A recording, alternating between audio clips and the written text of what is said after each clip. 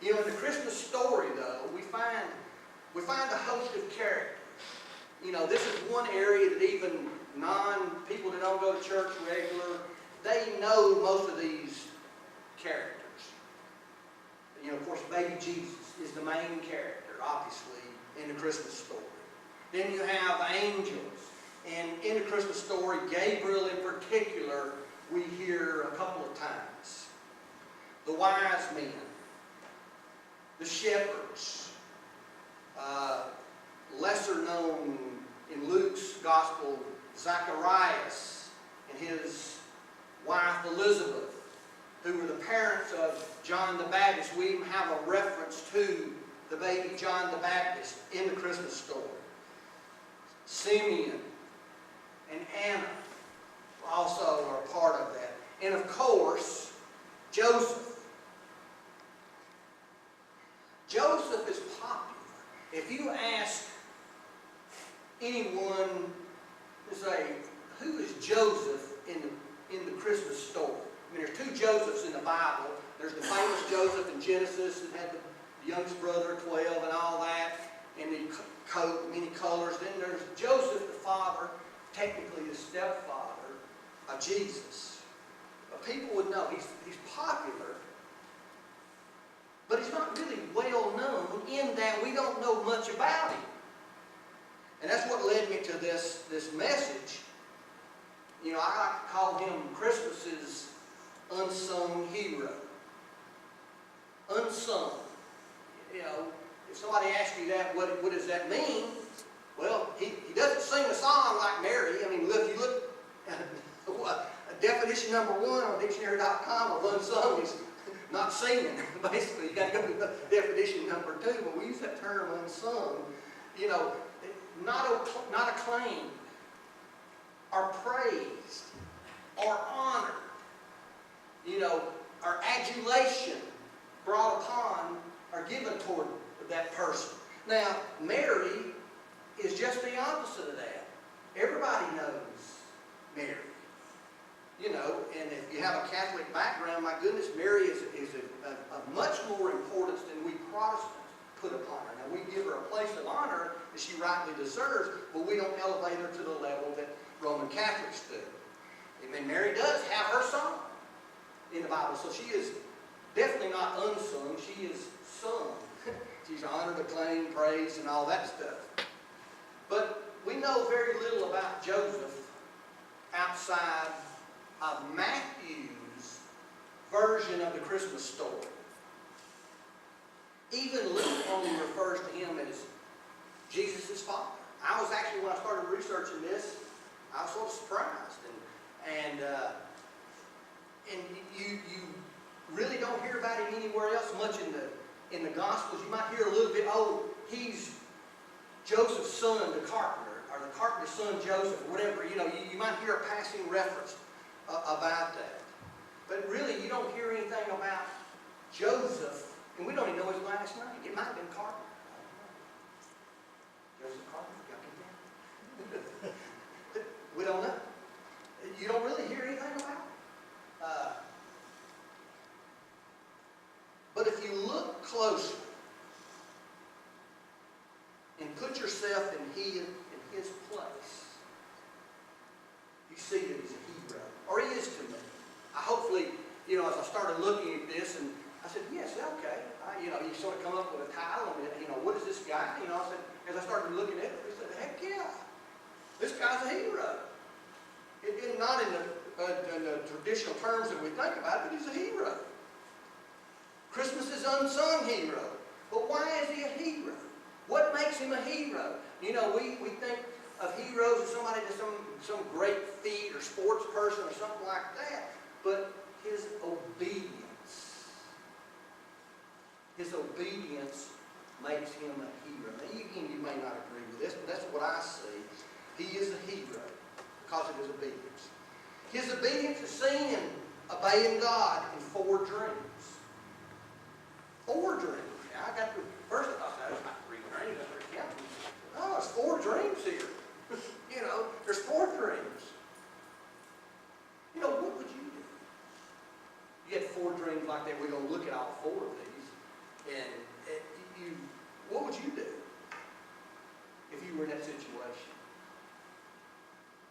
one dream prior to the birth of Jesus is the most famous. Hobie read it the other night. We'll read it again. And 3 afterwards. This first one again is the most famous. Let's take a look at it. In Matthew chapter 1, verses 18 through 20. Now the birth of Jesus was as follows. When his mother Mary had been betrothed to Joseph, before they had come together, she was found to be with child by the Holy Spirit. And Joseph, her husband, being a righteous man, not wanting to disgrace her, desired to put her away secretly. But when he had considered this, behold, an angel of the Lord appeared to him in a dream, saying, Joseph, son of David, do not be afraid to take Mary as your wife, for that which has been conceived in her is of the Holy Spirit. Think about it. I think Hobie alluded to that Thursday night. But think about it. You find the woman you're engaged to be pregnant. Guys, think about that just a second. Your normal reaction is probably to break off the engagement, especially if you know it wasn't your child. That's probably the first reaction. And that's probably what that means. You know, he was going to do something. What does the word say? To put her, he wanted to disgrace her, to put her away secretly. Now, that doesn't mean, as far as I know, that he was going to put her away, put her out of her misery or kill her or anything like that. I don't see that in there. I don't know what they did. If they had homes for unwed mothers or something. I don't know what that really means. But he wasn't going to disgrace her. That's heroic right there, in my opinion. Being honorable and righteous. Anyway, then he has a dream, and here's this angel. And the angel explains, okay, this is a supernatural pregnancy. Don't worry about it. Just keep on going. However, she needs to stay a virgin until after the baby's born.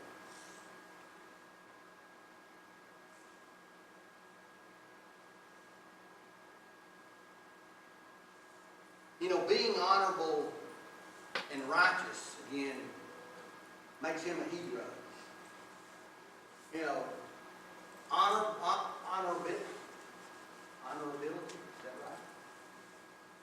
And righteousness, those are heroic characteristics of someone. They are marks of a hero. And I'm sure he became Mary's hero. Could you imagine the situation Mary was in? If they hadn't gotten married, she would have been stigmatized for the rest of her life, possibly ended up being a prostitute. No man would have wanted to marry her. I saw something that broke my heart. One of those African countries, and we saw that where the young lady was kidnapped by one of those Islamic groups in Africa, and of course they basically make them a sex slave. The girl got pregnant, she escaped, come back, but they said, you know, her life is basically over. There's not any heroic men that would probably take her as his wife. So she's got a baby from a terrible situation. That's what Mary would have been faced with. Joseph basically saved her from that.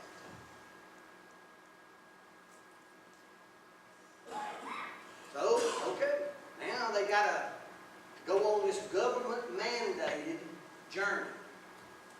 The government says you need to go to where you're born for a census, for tax purposes.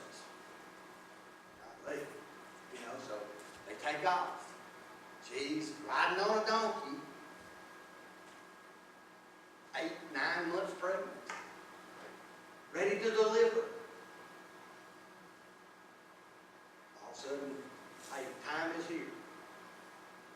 find a place to stay. We know this story. Couldn't find a place to stay. Joseph again said, okay, what in the world am I going to do? My wife's about to deliver here. Scrambled around and found a barn. Essentially what he found. A stable, a barn, whatever. I can remember, why is it that, well, again, my grandfather was a farmer, his brothers farmed, and they had barns. I loved barns for some reason. I love, that's the first thing you get out of it. Why do you go down to the barn? It goes down, it don't smell real good. But I loved barns. And I remember my Uncle Will, he had a big barn, and it was always a little scary. There was snakes and wasps, and of course it smelled like cows or whatever, horses, mules or whatever. But I guess the point I want to make is, I never went in a barn that I'd want to take my wife in to have a baby. But again, the sanitary conditions were not nowhere as good as they are today. But Joseph did the best he could. He did the best he could. I'm sure that made him Mary's hero. It was a traumatic time. It was a traumatic time for them. In all this, Joseph does what any good husband, I think, would do. He does. He takes care of his wife. Guys, husbands, it's not sexist to say we take care of our wives or the women, however you want to say it. Ladies, I know you don't take care of us. It's one of those things that it's mutual. But next, he has to really step up to the plate. Because now, the baby's life is threatened. Pick it back up over in chapter 2, 13 through 15. Connie talked about Herod. Everybody pretty much knows that story. But when they had this is right after the wise men visited. We pick at in verse 12. The wise men had departed, but did not tell Herod where they found the baby. We pick it up in 13. Now when they departed, meaning the wise men, behold, an angel of the Lord appeared to Joseph in a dream, saying, Arise, take the child and his mother, and flee to Egypt. Remain there till I tell you to, for Herod is going to search for the child to destroy him. And he arose, took the child and his mother by night, and departed for Egypt. And was there until the death of Herod, that which was spoken through the Lord by the prophet, saying, Out of Egypt did I call my son. Second dream. An angel tells him again, flee the area. Herod is going to kill all the children under 2. In true heroic fashion, Joseph leads his family on a dangerous trip to Egypt. And it ain't like getting in the car and driving to Florida or Pennsylvania or Texas or wherever. Like we get today, we get on the interstate, get on the road and put it on cruise control, turn the air conditioning on, and when you get there, you pray, Lord, make my trip safe, keep me safe from any harm. And if we got to stay someplace on the way, you stay at a pretty decent hotel, not camping out. They went down. They had been in a stall in a barn. Then they went down to camping out, I assume. Now they might have had some kind of shelter on the way to Egypt, but I'm sure it would take a few days to get to Egypt. He obeys, stays there until Herod dies. And again, Matthew points this out. It fulfills Old Testament prophecy that says Jesus would come out of Egypt. Again, Joseph is obedient and provides for his family in a foreign land. Now we get the picture that he might have been there. They might have been there a few years, a few months. At least a few months. Maybe a few years. He provides for his family, again, no government support. He's gone to a foreign country. That was still been Roman rule though at the time. So I guess technically it wasn't a foreign country, so it's still under the same ruling. But still, there was no social support. He was obedient, provides for his family. Let's pick it back up in verse 19. But when Herod was dead, behold, the angel of the Lord appeared in a dream to Joseph in Egypt, saying, Arise, take the child and the mother, and go into the land of Israel, for those who had sought the child's life are dead. He arose and took the child and his mother, and he came into the land of Israel. But when he heard that Archelaus was reigning over Judea in the place of his father, Herod, he was afraid to go there. And being warned by God in a fourth dream, he departed for the regions of Galilee, and came and resided in the city called Nazareth, that which was spoken through the prophets might be fulfilled. He shall be called a Nazarene. Third dream, safe to return. Go back to Israel. On the way back, we get hints at Joseph was even a little bit leery himself, because Herod's son was ruling in the place of his dad. I mean, Herod was a bad guy. I mean, read about Herod the Great. I don't know why they call him great, but he wasn't, greatly bad. He was a great builder. He built a lot of stuff. That was about the only thing that made him great. He was ruthless, probably psychotic, all those terms, to go and just go kill every male child under 2. That's the part that we like to skip over in the Christmas story, the slaughter of the innocents. Could you imagine? Could you imagine being a mom? Well, he's 2 1/4, he's 2 1/2. I mean, there's no birth certificate. I guess it's up to the soldiers to decide, well, he looks like he's 2, or is that 3? I mean, sometimes it's hard to tell between a 2-year-old and a 3-year-old. In some ways, other things can normally talk at 3 and not quite as good at 2. Sure didn't want to have a bottle in his mouth.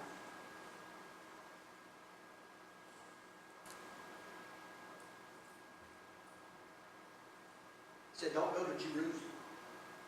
Go on up north. Go to Galilee, the area of Galilee, to the city of Nazareth. Prophetically, again, fulfillment. Jesus is called a Nazarene because he grew up in that area. I guess Joseph set up shop, carpenter shop, and all that kind of stuff in that area. Even in these scriptures, if you read these closely, again, I've had the opportunity to read through them numerous times this week, he really doesn't get any acclamation. What we read, this is what happened, and this is what Joseph did. This is Joseph's response to the certain situation that he found himself in. No praise, no honor at all. Again, I think he's truly unsung. An unsung hero. Good spouse, parent, and provider. And I guess a role model. Whether you're a man or a woman, he's a good role model.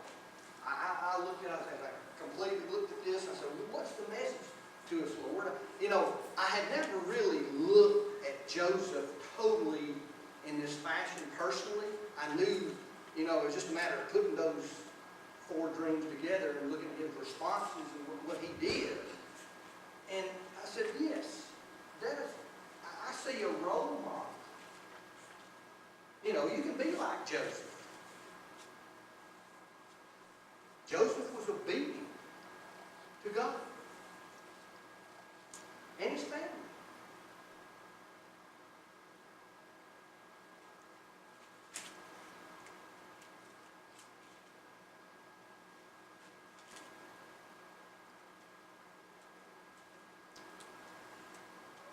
obedience to God and family.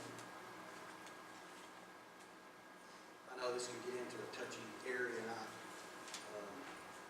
we all have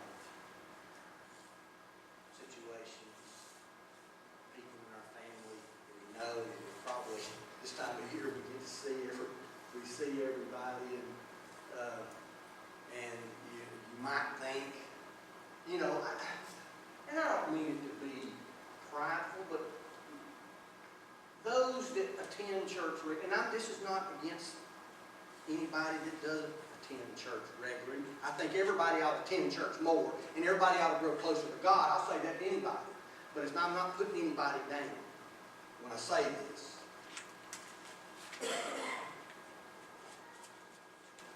You know, this time of year, going in, you know, Christmas past, going into the new year, you know, hopefully, you say, I want to be closer to God. I want to have a closer walk with God. I want to be more obedient. You know, I say it to myself first. That's really the only person I can say it to, myself. I can say it to other people, like family, friends, whatever I know real well. Like they ask me, it's not my job saying you need to get closer to God. That's not my job. Now, somebody comes and says, well, let me tell you this, boy, this ain't going well. Well, get closer to God, and things might work out a little bit better, you know. So, Joseph, an interesting character. Christmas is unsung hero, a role model for us, yes. Again, I think we can all be more obedient